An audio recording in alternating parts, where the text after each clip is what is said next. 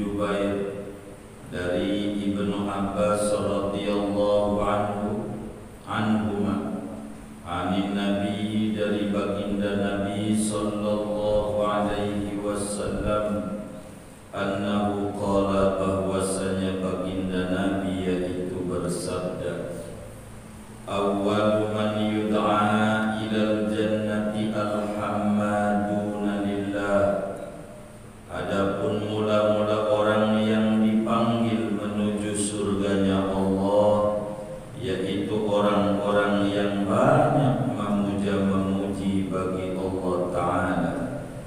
Alladzina yahmaduna Allah 'ala as-sarra'i wad-dharra, yakni orang-orang yang memuji-muji akan Allah atas kesenangan, wad-dharra'i, dan kesulitan. Shadaqa Rasulullah sallallahu alaihi wa alihi wa sahbihi wasallam. Saudara-saudara sekalian yang mulia, malam hari ini kajian kita masih berbicara pentingnya sabar dalam menghadapi cobaan dan kesulitan hidup. Malam hari ini pesan Rasulullah sallallahu alaihi wasallam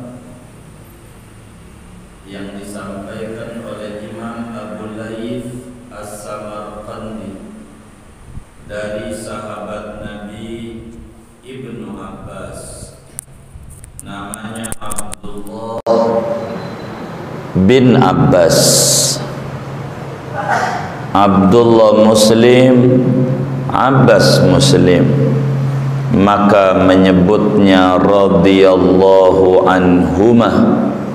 Allah ridha kepada Abbas juga kepada Ibnu, yakni nama aslinya Abdullah bin Abbas.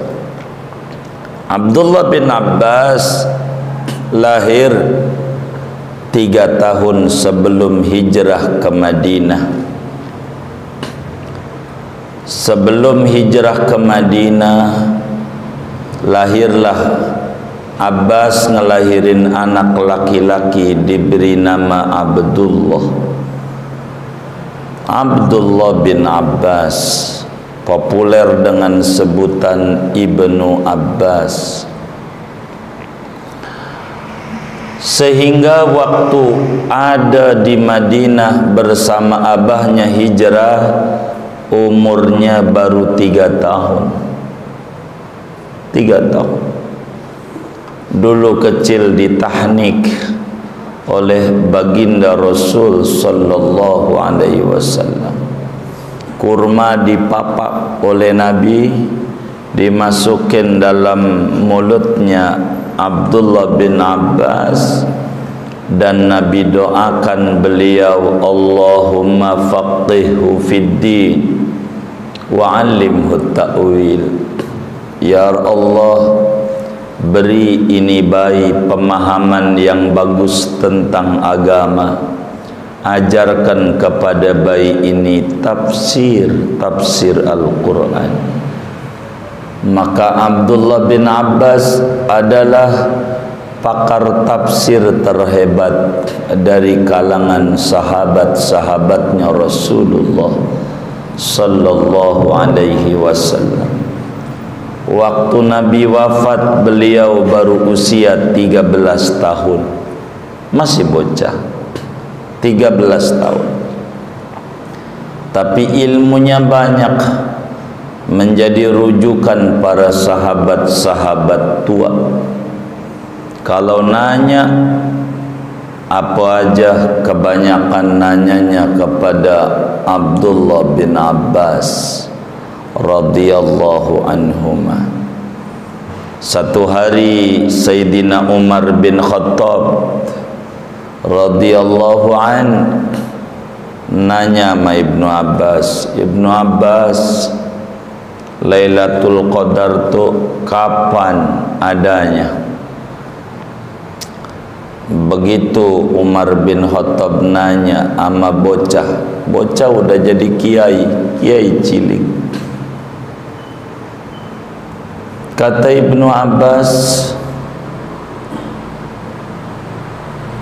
hitung aja ada berapa lafaz Lailatul Qadar dalam Al-Quran.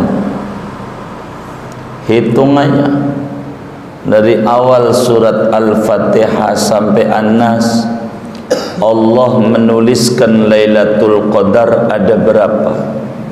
Kan kudu dikebet atu-atu. Kata Ibnu Abbas, enggak usah kelamaan, adanya di surat Al-Qadar doang adanya. Hitung aja berapa kali itu Allah sebut. Dihitunglah, inna anzalnahu fi lailatul qadr wa ma adraka ma lailatul qadr lailatul qadri khairum min alfi syahr. Ada tiga doang ya. Lailatul Qadar tuh ada tiga kali Allah sebut. Hitung aja hurufnya ada berapa itu Lailatul Qadar tuh. Hurufnya dihitung. Lailatu lam ya lam ta 4, Al-Qadri alif lam qaf dal ra 5, 4 tambah 5 9. Ada 9 hurufnya. 9 aja kali 3 27. Ya malam 27. Ibnu Abbas enggak pakai lama. Begitu. Hebat. Beliau sampaikan hadis kepada umat 1660 hadis tersebar di dalam Sahihul Bukhari, Muslim, Abu Dawud, Tirmidzi, Nasai, Ibnu Majah dan seterusnya. Banyak disebut minal muksirin, kategori sahabat yang merawikan hadis banyak. Kalau udah 1000 ke atas banyak. Beliau tinggalnya di Taif, tidak di Mekah dan tidak di Madinah. Ditanya kenapa di Taif enggak di Mekah, kata Ibnu Abbas, saya orang kotor, Makkah suci, saya mau di sini aja. Begitu ketawaduan beliau sampai akhirnya wafat di Taif mengajar sampai meninggal dunia, dikubur di Taif. Ada masjidnya besar, dikenal dengan Masjid Ibnu Abbas di Taif. Taif itu daerah paling dinginnya Madinah, puncak Bogor. Kalau kita adem daerah, ada kangkung, ada bayam, ada lobak, banyak di Taif, daerah subur. Masyhur kuburnya diziarahi. Kawan-kawan kita dari majelis kalau penutupan pengajian di Mekah ziarah mesti ke situ, dan kita ngaji tentang Ibnu Abbas, sepak terjang kehidupannya sebelum ziarah biasa, ziarah begitu. Ibnu Abbas 1660 hadis, salah satunya hadis yang dituliskan oleh Imam Abu Laits As-Samarqandi. Bukan beliau saja yang meriwayatkan ini hadis. Imam Al-Hakim juga meriwayatkan hadis ini di dalam kitabnya Al-Mustadrak ala Sahihain. Juga Imamul Baihaqi meriwayatkan hadis ini di dalam kitab beliau Ad-Da'awat Al-Kabir. Hadis ini termasuk Imam At-Tabarani meriwayatkan juga hadis ini di dalam kitab beliau Al-Mu'jam Al-Kabirnya. Mu'jam Saghir enggak ada, Mu'jam Kabirnya. Bahkan Imam Hakim mengatakan hadis ini hasan, meski jalur yang ada ini ada juga ulama yang mengatakan dhaif, tapi Al-Hakim punya riwayat hadis ini hasan, layak untuk hujjah, dhaif layak untuk fadailul a'mal. Hadis dhaif. Imam Kandahlawi nulis kitab Fadlul A'mal namanya. Kata Ibnu Abbas, saya dengar baginda Nabi besar Muhammad sallallahu alaihi wasallam bersabda. Apa di antara sabda Nabi yang beliau dengar? Kata Nabi, awwalu man yud'a ilal jannati alhammaduna lillah. Saudara, kata Nabi, mula-mula orang yang diundang oleh Allah untuk masuk ke surganya Allah adalah orang yang demen memuji Allah. Hammadun, Hamad. Sesudah kita wafat ditiup tu sangkakala oleh malaikat Israfil, terjadilah gelombang besar dari laut. Kalau orang sekarang menyebut tsunami, air laut tumpah ke darat. Yang tinggal di pantai pada lari-lari ke gunung nyari selamat, sebab air laut sudah tumpah ke darat. Lari ke gunung, dia ndak tahu gunung meletus. Kalau Semeru kemarin baru batuk, moga nggak kena corona, takut kepanjangan. Muntah tuh batunya, kemana-mana batunya, meletus semua gunung. Maka yang tinggal di gunung pengen selamat ke pantai, dia kagak tahu air laut. Itulah kiamat. Yauma tadhalu kullu murdi'atin amma arda'at wa tad'u dhatu hamlin hamlaha wa taron nasa sukara wa ma hum bisukara walakinna adzaballahi syadid. Kiamat. Dalam awal surat Al-Hajj Allah jelaskan itu, dahsyatnya kiamat. Mati semua orang kecuali 4 malaikat. Panjang nih, terakhir malaikat yang wafat, malaikat maut. Habis mati itu orang semua nggak ada kehidupan 40 tahun. Nggak ada yang hidup barang itu. Lalu kemudian 40 tahun berikutnya Allah hujankan air kental laksana sperma, hidup kembali orang. Inilah namanya ba'ats, kebangkitan dari kubur.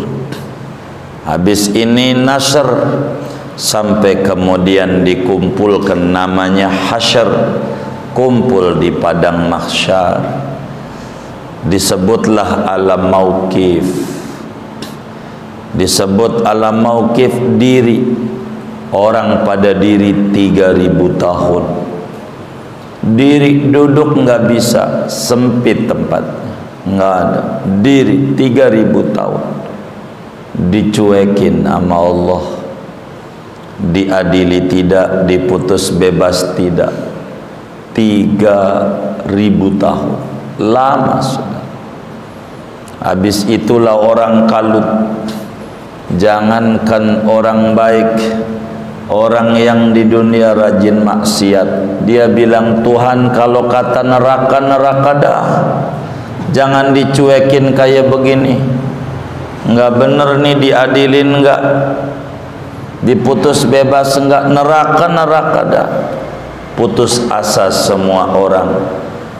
Jangankan manusia biasa, Nabi putus asa. Kala itu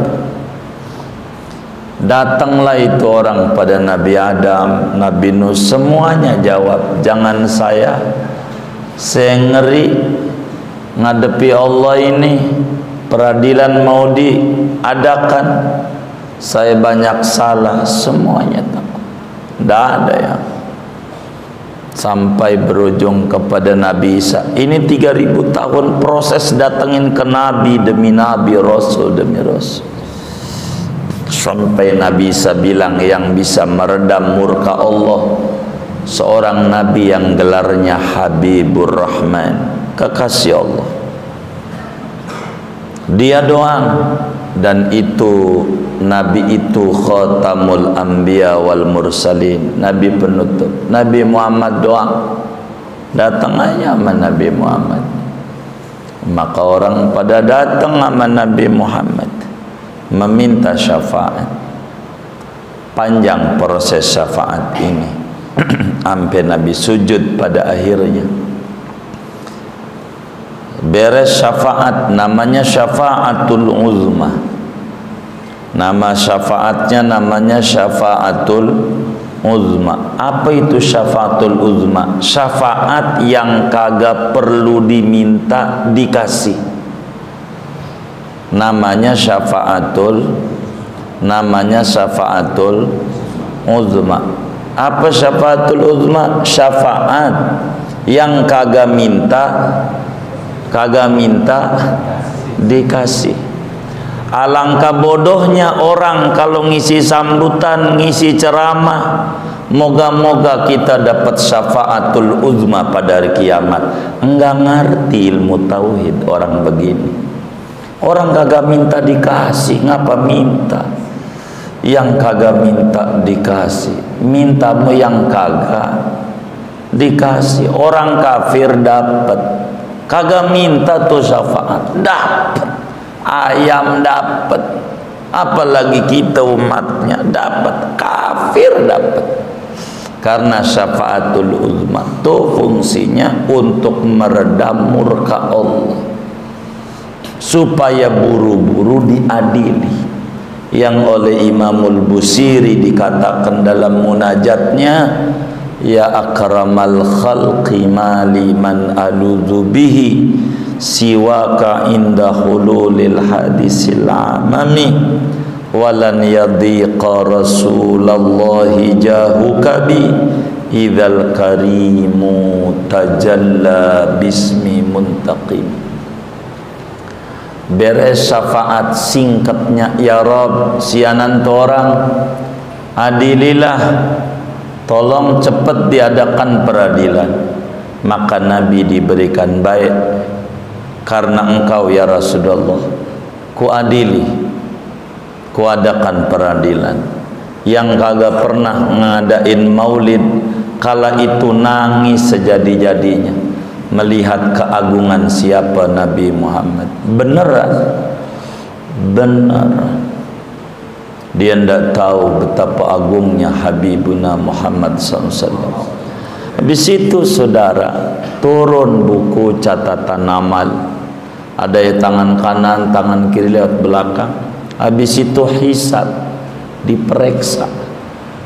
Habis periksa ditimbang.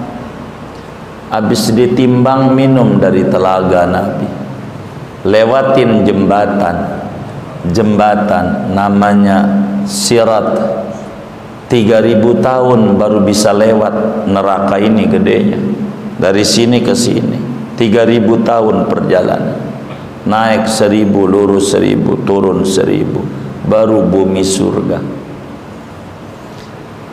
Begitu. Nah, yang pertama kali kata Nabi, ketika udah datang ke bumi surga, baru bumi doang. Kalau bumi surga tuh baru selamat datang surga. Kayak kita jalan dari Bayoran menuju Ciputat, baru lewat Lebak Bulus, selamat datang Provinsi Banten. Kantornya gubernurnya nggak tahu di mana itu, baru selamat datang. Begitu. Namanya Ardul Jannah, bumi surga. Kata Nabi, dari sekian banyak penghuni surga, orang-orang yang bakal mendapatkan surga Allah tuh, yang boleh pertama kali masuk ada kriterianya. Moga kita yang ngaji ini masuk di kriteria itu. Apa kata Nabi? Awwalu man yud'a ilal jannati alhamdulillah lillah. Orang yang pertama kali diundang untuk masuk ke surga, orang yang pangkatnya Hamad, bukan Hamid, bukan Hamad. Yang kategorinya Hamad, dia bakal masuk surga duluan. Yang Hamid belakangan. Apa Hamid? Orang yang memuji Allah kala dapat nikmat, sehat alhamdulillah, naik jabatan alhamdulillah, apalagi ya dagang untung alhamdulillah, punya anak alhamdulillah, apa aja. Kalau dapat nikmat alhamdulillah. Ini belakangan, belakangan. Wong pangkatnya Hamid, yang duluan yang pangkatnya Hamad. Apa tuh Hamad? Dagang untung alhamdulillah, dagang rugi alhamdulillah. Begitu. Jadi RT alhamdulillah, kagak jadi alhamdulillah.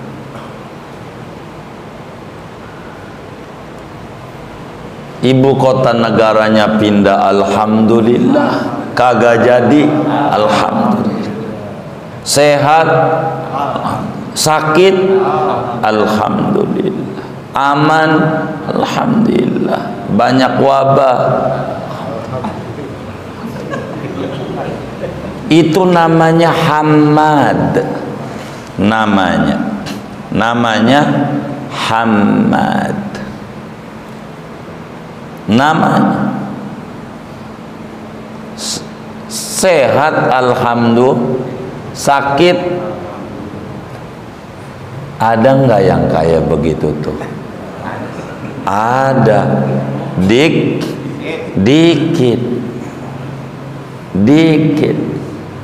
disebut pangkatnya syakur. Bukan syakir, bukan syakur. Maka kata Quran, wa qalilun min ibadiyas syakur wa kasirun min ibadiyas syakir. Kalau syakir banyak, syakur dikit. Apa syakur? Mendapatkan cobaan alhamdulillah. Dagang rugi alhamdulillah. Kuat enggak? Enggak kuat, ya enggak duluan masuk surganya. Kan begitu rumusnya. Rumusnya begitu. Kudu kuat menapaki kehidupan Rasulullah sallallahu alaihi wasallam. dicinta alhamdulillah, dibenci alhamdulillah, biasa hidup normal. Itu namanya hammadun. Maka dijelaskan oleh Nabi biar jangan sampai salah. Gue kan sering alhamdulillah habis sholat 33. Bukan itu yang masuk surga duluan. Alladzina yahmadunallaha ala sarra'i wad-dharra. Orang yang memuja-muji Allah kala bahagia, kala sengsara, kala senang, kala susah, kala tawa, kala tangis, kala aman, kala pandemi. Tak terganggu dia memuji Allah. Inilah orang yang duluan. Gak masuk kayaknya saya ini. Minta biar masuk.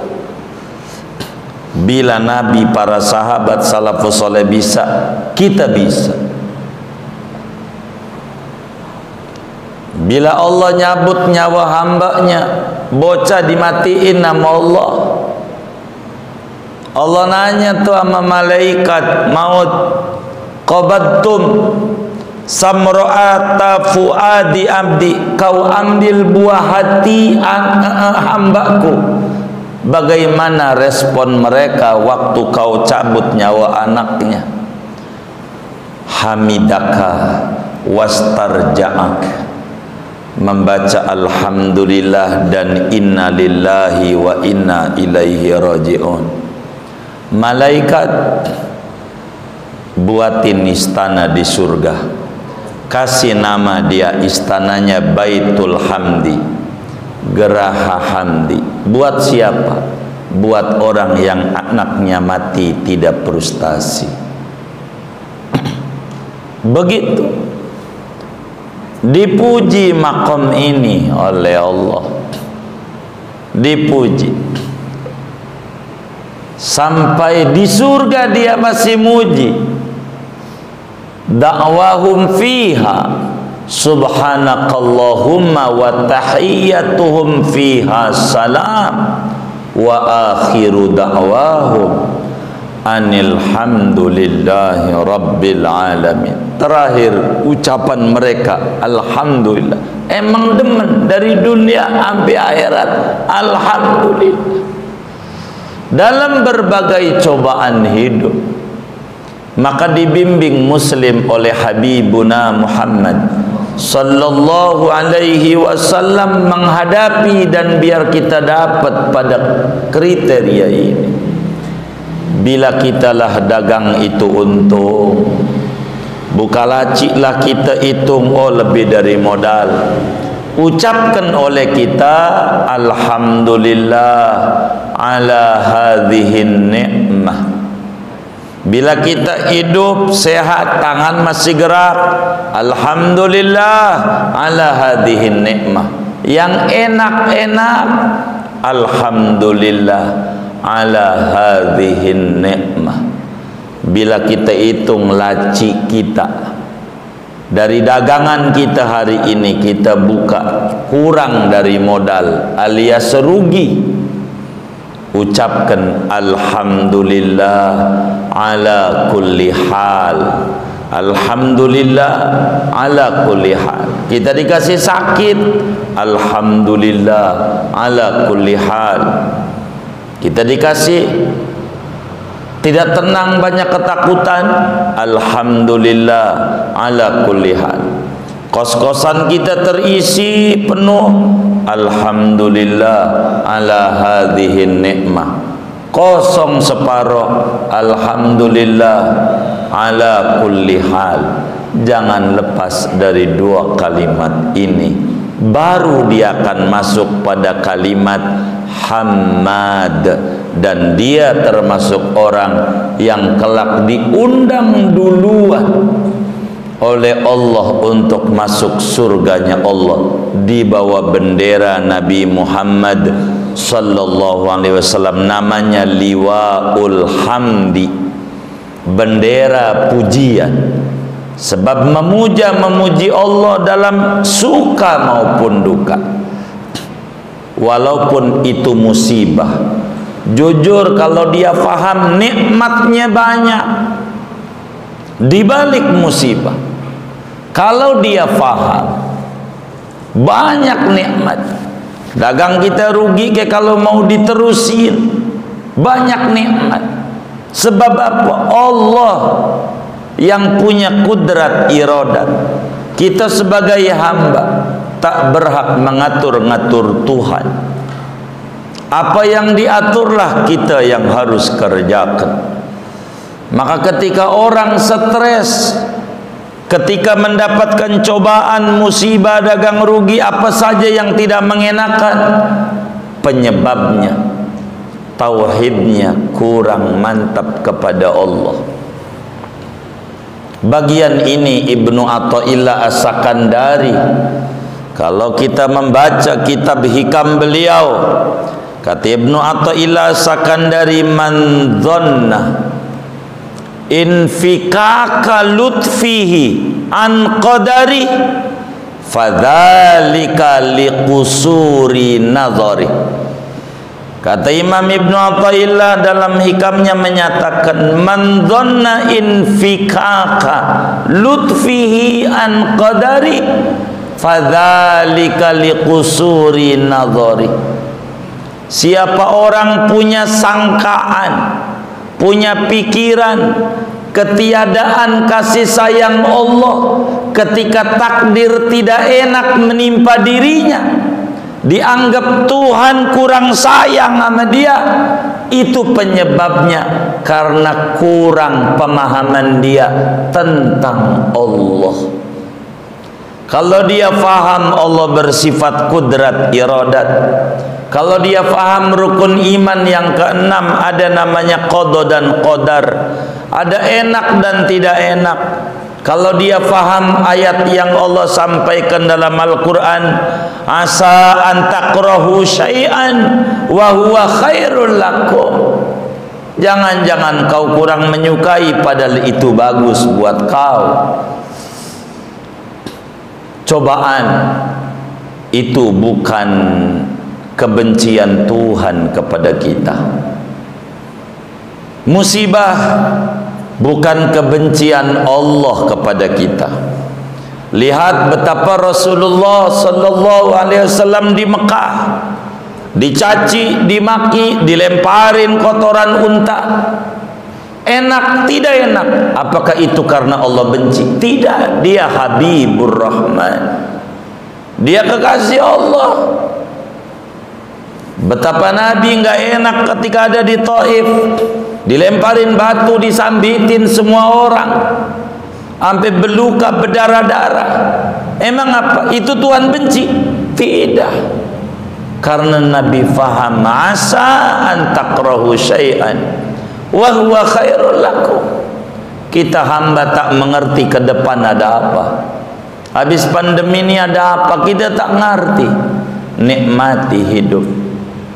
Yakini yang mencubit kita pacar kita, sakit tapi nikmat, sebab pacar yang nyubit. Coba-coba kalau musuh nyubit kita, ya Allah, ngalangin motor kita aja udah ajak berantem. Musuh, bener nggak? Pacar nyubit, girang nggak? Girang nggak? Dicubit oleh ceweknya, girang nggak? Enak nggak? Hah? Enak nggak? Marah nggak tuh sama cewek begitu tuh? Marah nggak? Enggak. Kenapa enggak? Enak. Begitu. Jiwa dia yang enak, biar badan sakit. Gitu. Aduh, pengen lagi. Begitu. Kenapa? Pacarnya yang nyubit. Orang yang mengerti cobaan yang ada datangnya dari Allah, maka tidak mengeluhkan cobaan sampai Tuhan berikan pertolongan. Biasa manusia di dunia Hidup nggak ada yang nggak lepas dari cobaan. Jangan doa Tuhan hindarkan kami dari ujian. Orang bodoh yang doa kayak begitu. Laksana anak kelas 1 SD, dia bilang sama gurunya, Pak Guru hindarkan kami dari ujian. Baik, temannya kelas 2 ikut ujian, dia kelas 1. Tahun depan lagi hindarkan kami dari ujian. Temannya kelas 3, dia kelas, sampai temannya sarjana dia kelas. Bodoh dia. Bukan begitu. Dunia negeri ujian. Tugas kita mengenal Allah. Coba kita renungi pandemi kayak begini yang luar biasa menimpa kita, apalagi virus yang belakangan ini, yang begitu banyak orang positif dan ngeri. Virus apaan? Iya, Omicron. Itu positif. Kalau dikelonin masih uminya begitu, positif. Jangan dicatat. Ya direkam lagi. Maafin. Begitu saudara. Biar kita pandemi kayak begini, toh sampai detik ini kita masih hidup, sampai detik ini kita masih sehat, udara gratis, oksigen gratis dari Allah, darah nggak perlu dicuci kayak orang 3 kali seminggu, buang duit, nikmat banyak, lutufnya banyak.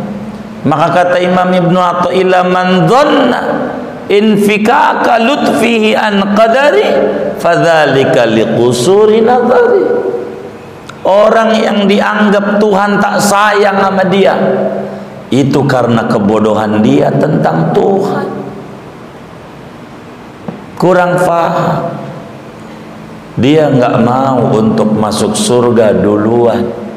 Bila kemudian kata baginda Rasul sallallahu alaihi wasallam, awwalu man yud'a ilal jannah alhammaduna lillah alladzina yahmaduna allaha fis sarra'i wad dharra. Begitu dalam Tambil Ghafilin ini. Jadi nikmati hidup dah. Nikmati aja. Istri yang solehah, memahami kondisi yang ada pada lakinya, nggak pernah protes dan marah-marah. Ketika lakinya bagi duit sama dia 20.000, nih mah 20.000, hari ini menunya pakai daging sapi, enggak marah, siap aja, baik bang. Dia langsung aja pas dohor, lakinya mana daging sapi, udah saya bungkus pada Royco rasa daging ya 20.000, begitu kan, begitu. Masa ke pasar Bayoran nggak cukup, tapi nggak marah, nikmati. Hamadun, banyakin baca alhamdulillah. Kalau enak, nggak enak, alhamdulillah ala kulli hal. Allah tetap terpuji dalam berbagai keadaan. Wong semuanya dari Allah. Kan kita bilang innalillah, kita ini punya Allah, ya terserah Allah. Dikasih senang, dikasih susah, semuanya Allah. Kita mau marah-marah, mau ngapain? Kata Nabi, man asbaha wa huwa yashku dhaiqa ma'isyatihi faka'annama yashku rabbah. Siapa orang yang marah-marah, yang mengeluh, rezekinya seret, sebetulnya dia lagi jelek-jelekin Allah. Yang gagah, kata Imam Syafi'i, jangan kita pakai baju compang-camping jelek, jangan. Yang gagah. Kata Imam Syafi'i radhiyallahu ta'ala an, hassin thiyabaka mastata'ta fa innaha zainur rijali biha tu'azzu wa tukram Wada'it takhasyuna fis siyabi tawaddu'an wallahu ya'lamu ma tusirru wa taktumu fajadidu saubika la yadurruka ba'dama taqwal ilahi wa tattaqi ma tahrumu wa rathithu saubika la yaziduka rif'atan indal ilahi wa anta abdun mujrimu. Pakaian yang bagus. Banyak teman-teman kita pakai dasi, celana panjang, baju keren, kemeja, sepatu cakep, lewat Sudirman mau nyari kerja. Orang apa tuh? Orang senang, orang susah? Susah, enggak ditunjukin susah. Coba aja kita tunjukin susah, pakai baju compang-camping, sendal cepit swallow udah bolong lagi belakangnya. Pergi ke Sudirman mau ngelamar kerja, diterima enggak? Kagak. Karena sufi itu man sofa qalbuhu minal qadar. Sufi itu orang yang konsen pembersihan hati, bukan fisik, hati. Jangan kita pakai baju compang-camping, jelek, ucel dekil, biar dikata sufi. Iya sufi, sulit finansial. Yang keren, biasa aja. Pakailah kopiah, jangan kayak begini nih. Kopiah kayak Bang Fahmi, enak, pakai celana, selipin di belakang celana Levi's merek Lea, taruh belakang. Tuh cewek juga di mall ITC Permata, dompetnya kayak kuburan Cina begitu. Cewek disangka orang kaya sama cewek, padahal kopiah. Ya Allah, yang keren jangan kita unjukin, ya biasa aja, jangan nunjukin, jangan nunjukin.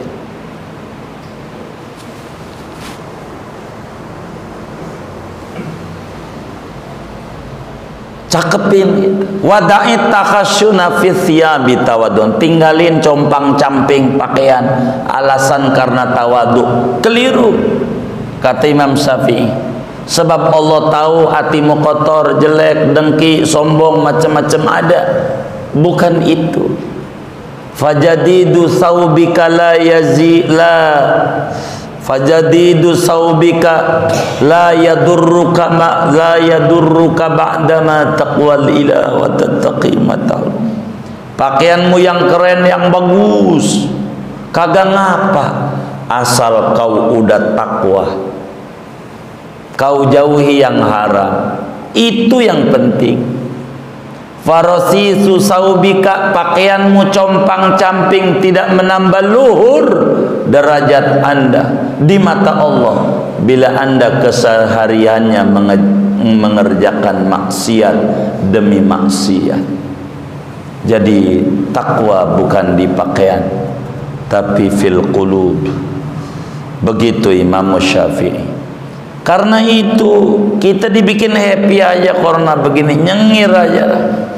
Lihat teman-teman kita datang ke Telaga Sampiran, masuk parkir doang 2.000, foto begitu, keluar lagi upload di grup masjidnya. Ya Allah, makan di Telaga Sampiran, selfie doang,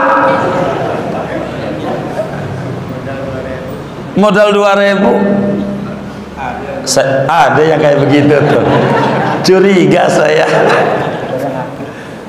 Gitu coba saudara, yang biasa aja. Ini namanya hamad. Nabi kan cobaan demi cobaan. Kita kan dengernya yang enak-enak mulu dari Rasulullah. Coba dong pikirin, beliau lahir, baba kagak ada, udah mati. 6 tahun mak mati lagi, yatim piatu. Kan sengsara tuh yatim. Begitu ikut engkong 2 tahun, mati lagi engkongnya. Nikahlah umur 25, punya anak pertama laki Qasim, maka Nabi disebut Abdul Qasim, mati, anaknya mati mul. Enggak cobaan. Di Mekah sama saudara Abu Lahab dimusuhin. Abu Jahal bukan saudara. Jangan bilang Abu Jahal paman Nabi, salah dia. Kagak ada rumusannya Abu Jahal paman Nabi. Abu Lahab, dia bukan paman, bukan anaknya Abdul Muthalib. Dia dari Bani Makhzum, lain suku. Bukan Quraisy punya Abu Jahal. Tapi Nabi tinggi. Jangan dikata orang yang tinggi derajatnya itu enggak ada cobaan. Kenapa Nabi Yusuf tinggi dan disuruh dibaca itu oleh kaum muslimin? Lihat itu perjalanan Yusuf alaihi salam, dicinta oleh abahnya dibanding anak-anak yang lain. Enak enggak? Enak enggak? Enak. Alhamdulillah ala hadhihin nikmah. Itu Nabi Yusuf. Habis itu dimusuhin oleh saudaranya, ceburin ke sumur. Enak apa enak? Enggak enak. Alhamdulillah ala kulli hal. Ceburin sumur. Habis ceburin sumur diangkat dari sumur. Enak enggak? Enak. Alhamdulillah ala hadhihi nikmah. Diceburin, dijadiin budak. Enak enggak? Kagak. Alhamdulillah ala kulli hal. Begitu. Akhirnya diangkat oleh raja menjadi anak raja. Enak enggak? Enak. Alhamdulillah ala hadhihi nikmah. Dituduh serong sama istri raja, di penjara. Enak enggak? Enggak enak. Alhamdulillah ala kulli hal. Habis itu jadi raja se-Mesir. Enak enggak? Enak. Alhamdulillah ala nikmah. Hidupnya Nabi Yusuf dari alhamdulillah sampai alhamdulillah.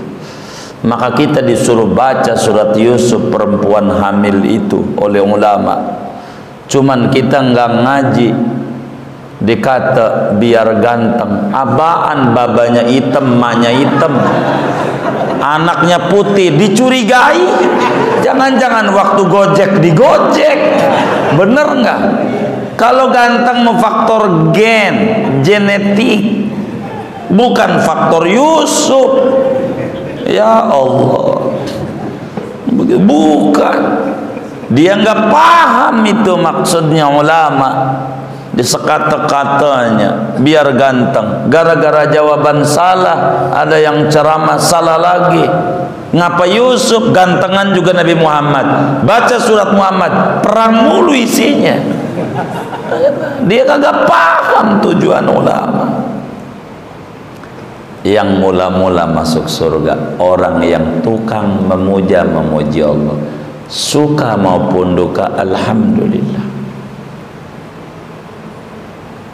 Ada orang kakinya, uratnya pada asem, namanya asem urat. Dia ke masjid udah pakai tongkat, Mananul Anwar tinggian lagi dari jalan. Udah payah banget dia masuk masjid pakai tongkat. Ada orang doain, Allahumma inni as'aluka antahabalahu afiyatak. Ada orang masuk masjid pakai tongkat, kakinya kena semurat, udah payah jalan ke masjid. Ada yang doa, duhai Allah, saya mohon kepadamu ya Rabb, tuh orang kasih sehat ya Rabb. Dia doa pelan, enggak kedengeran, tapi dia dengar. Begitulah wali-waliullah. Saat ada seorang anak muda baru lulus SMA, ziarah ke Wali Songo jalan kaki dari Banten. Wali Songo keliling-keliling kemana tempat, jalan kaki, enggak makan udah seminggu, enggak ada makan sama sekali, mau jatuh waktu di Jogja di masjid Kauman ini Syekh Ahmad Dahlan. Dia mau teriak karena udah nggak kuat, perut perih, seminggu nggak makan. Mau ada yang larang dari pintu masjid, mau ada. Jangan teriak. Saya udah 40 hari belum makan, belum minum, nggak dapat makan. Jangan nangis. Kau pergi ke Ampel, kata orang itu. Temuin Habib Fulan, temuin juga dia. Pergi lagi ke Ampel. Perjalanan 6 bulan itu orang. Begitulah aulia Allah. Saya mau menyamakan sedikit aja. Ini orang doain ke masjid udah payah. Tuhan tolong sembuhkan dia, sehatkan dia. Itu orang yang pakai tongkat marah. Ma taqul, ente ngomong apa? Saya minta sembuh, salah ente. Hadihi afiatun minallah. Ini kesembuhan dari Allah. Alhamdulillah. Sehat dari mana, Pak? Jalan menuju masjid susah. Ya Allah, dulu masih seger bugar, kaki ini jalannya ya Allah Perumpung, Tegal Rotan, Bongkaran Tanah Abang. Dulu ternyata sakit waktu itu, kelihatannya doang sehat. Sekarang ini kau lihat saya sakit, tidak, saya sehat. Biar kata jalan susah masih kuat ke masjid. Masih banyak yang segar bugar enggak kuat ke masjid. Hadhihi afiatun minallah. Ini kesembuhan loh dari Allah. Begitu saudara. Namanya Hammadun. Tapi udah lewat 10 menit, janjinya jam 9 awal kita ngaji. Bingung juga, sudahlah segini aja. Wallahu a'lam bishawab. Sampai jam 9. Lewat 10. Sudah apa? Jangan, janjinya sampai jam 9, kasihan, kelamaan. Takut dikata korupsi.